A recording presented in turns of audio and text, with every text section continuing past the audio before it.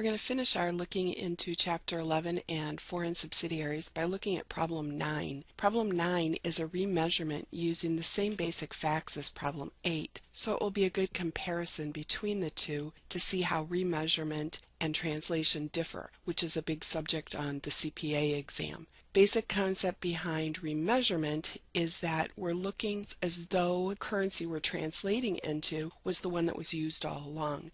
It means that in essence that currency was the functional currency as described in the book, and therefore any adjustments related to the differences between the two currencies is part of ongoing business right now and therefore becomes part of net income, unlike the translation adjustment, which we saw just continues to grow and accumulate and go into OCI. So you'll see we have the same basic subsidiary trial balance here to start with, and we need to go ahead remeasurement each of these items. So cash and receivable are going to be using the same rate because those are items that are current.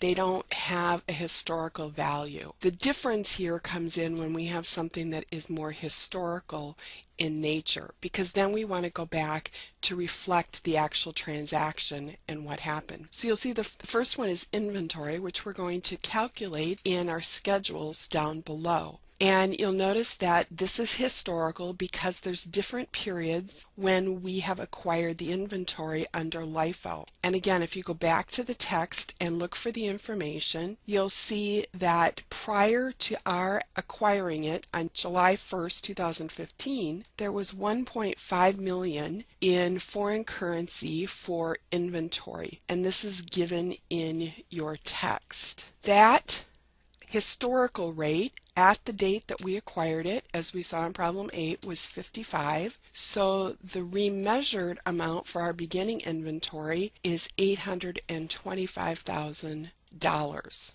We also though have another layer of inventory that again is given there in the text of 6.5 million.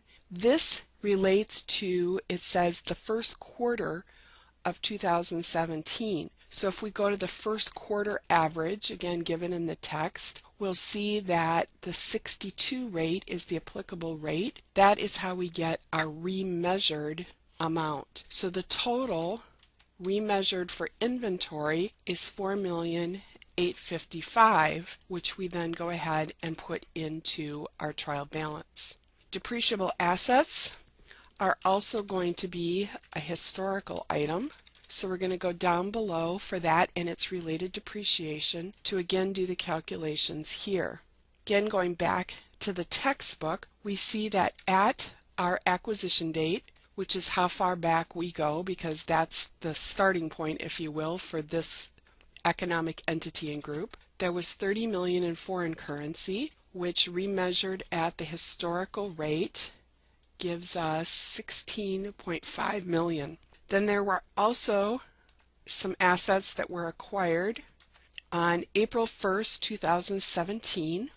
So if we go to the text, we see that the historical rate for April 1st, the date of this acquisition of assets, gives us a rate of 64, and therefore our remeasured assets are 2,560,000, the sum being 19,060,000, which then again goes up into our table. Now the accumulated depreciation relates directly to that, because if you think about it, we depreciate the items with a direct correlation to when they were acquired. So we're going to go ahead and just copy that information, the 30 million and the 4, and we're going to use actually the same rates. But the difference here is that we have to obviously take it as depreciation. For our 4 million, we take the remeasured amount at the 10-year straight line rate, but we had it 9/12 of this year, so that gives us 192,000,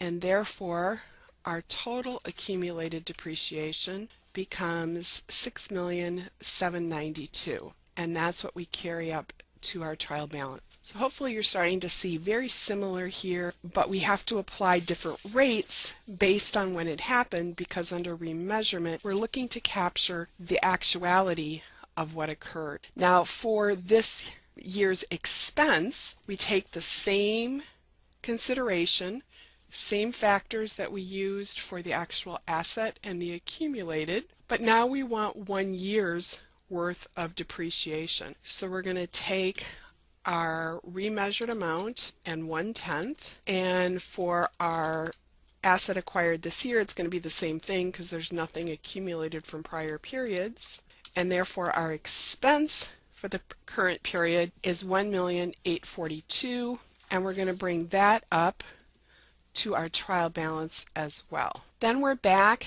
to a related party, due to, due from, which is current, doesn't have historical, so we're going to do that at the current spot.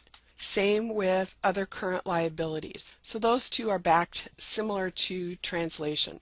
So you'll see there are 4 items that are done at the same rate. Common stock we saw is historical based on when we acquired it at July 1st, 2015. So we put those in. Then we're down to retained earnings. And we know from our problem 8 that retained earnings has a layered impact because that's the nature of retained earnings, to be the balance carried forward plus income less dividends. Well, the starting balance in retained earnings was the $2,520,000, and that's at our historical rate again. Then we're going to add in our incomes.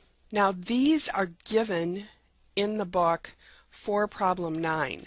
So we don't need to recalculate them. We can go ahead and enter them because that was what was actually factored into the parent's investment account as well. So our total retained earnings for the beginning of the year, because remember we haven't closed out current year income, is $4,856,000. Now we are down to our sales factor. Sales we're going to do just like we did with translation at our average rate. Cost of sales, however, we cannot, because cost of sales relates to inventory. Inventory was done at a historical rate, therefore the corresponding expense also needs to be done at historical. So our first layer is the $23,400,000 for purchases over the 9 months of 2017 that were sold.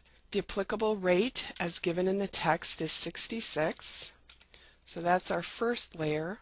And then we also have the $4.2 million that was from the first quarter and that applicable rate to give us a total of $2.6 million in dollars and a total cost of sales then of $18 million. And that will go up again to our trial balance. So now we have just a couple of items left.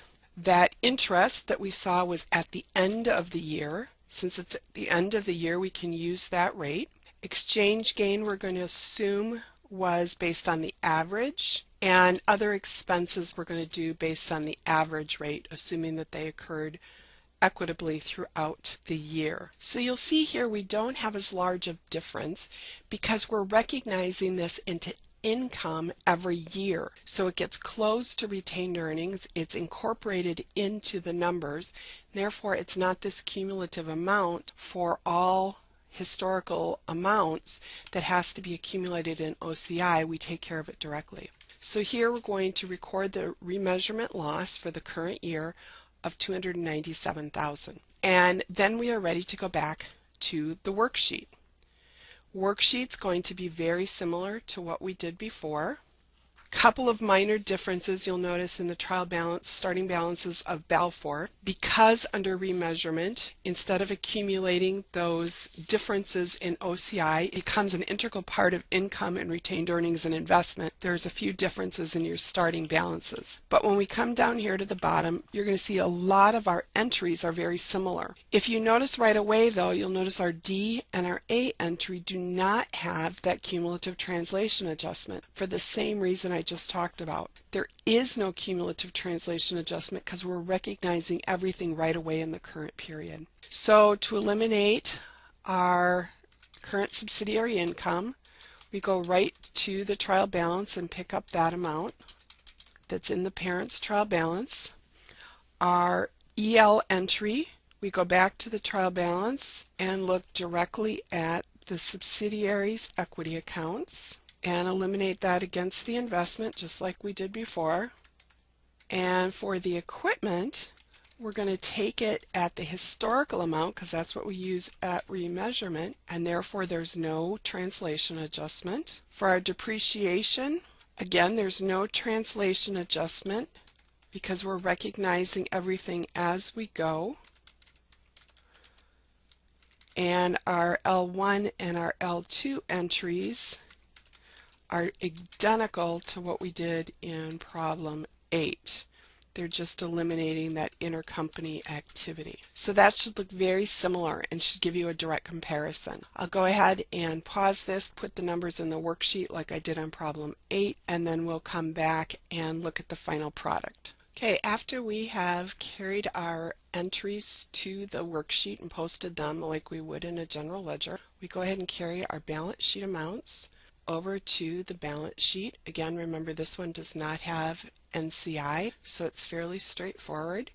We do have to make a couple of adjustments like we did before because not all of the adjustments fit on a single line. For the investment account is one, and for retained earnings, which has an additional line. Then our income statement items, we go ahead and carry across to the income statement. And you'll notice that I did pick up the remeasurement loss because remember that is part of net income under the remeasurement method. You'll notice our interest income and expense were eliminated. We've incorporated the other items and we have total consolidated income of 19 million, which would be closed to retained earnings, and therefore our balance sheet would balance and we would be ready to prepare our final consolidated financial statements. So hopefully these two will give you a good comparison between the two methods.